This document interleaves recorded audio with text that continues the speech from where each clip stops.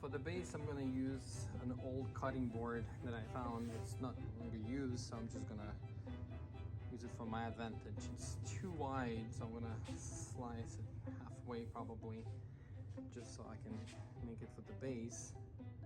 And it fits perfect right on top of it, as you can see. And then the lampshade came in, and it's actually this one right here, so it would be presentable, perfectly centered.